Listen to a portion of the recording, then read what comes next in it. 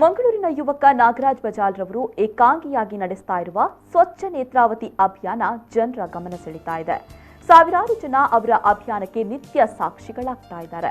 ಆದರೆ ಈ ಅಭಿಯಾನಕ್ಕೆ ಸ್ಥಳೀಯ ಜನತೆ ಸೂಕ್ತವಾಗಿ ಸ್ಪಂದಿಸ್ತಾ ಇಲ್ಲ ಅನ್ನೋದೇ ಬುದ್ಧಿವಂತರ ಜಿಲ್ಲೆಯ ವಿಷಾದವಾಗಿದೆ. ಆರಂಭದಲ್ಲಿ ಒಂದಷ್ಟು ದಿನ ವಿವಿಧ ಸಂಘಟನೆಗಳು, ಸಾರ್ವಜನಿಕರು ಈ ಅಭಿಯಾನಕ್ಕೆ ಬೆಂಬಲ ಸೂಚಿಸಿದ್ರು. ರಸ್ತೆಯಲ್ಲಿ ಸಾಗುವವರು ಕೂಡ ನದಿಗೆ ತ್ಯಾಜ್ಯ ಕಸ ಎಸೆಯುವುದನ್ನು ನಿಲ್ಲಿಸಿದ್ರು. ಬೆಳ್ಳಂಬೆಳಗ್ಗೆ ನಾಗರಾಜ್ ಅವರು ನೇತ್ರಾವತಿ ಸೇತುವೆ ಬಳಿ ಫಲಕ ಹಿಡಿದುಕೊಂಡು ಪ್ರತ್ಯಕ್ಷರಾಗ್ತಾ ಇದ್ರು.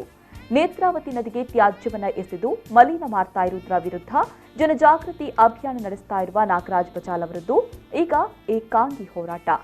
ಜನತೆ ವ್ಯಾಪಕವಾದ ಬೆಂಬಲವನ್ನ ಇವರ ಹೋರಾಟಕ್ಕೆ ನೀಡಬೇಕಾಗಿದೆ. ನೇತ್ರಾವತಿ ನದಿ ಎಲ್ರಿಗೂ ಸೇರಿದ್ದು. ನೇತ್ರಾವತಿ ನದಿಯ ಸ್ವಚ್ಛತೆ ಎಲ್ಲರ ಜವಾಬ್ದಾರಿ ಕೂಡ ಹೌದು.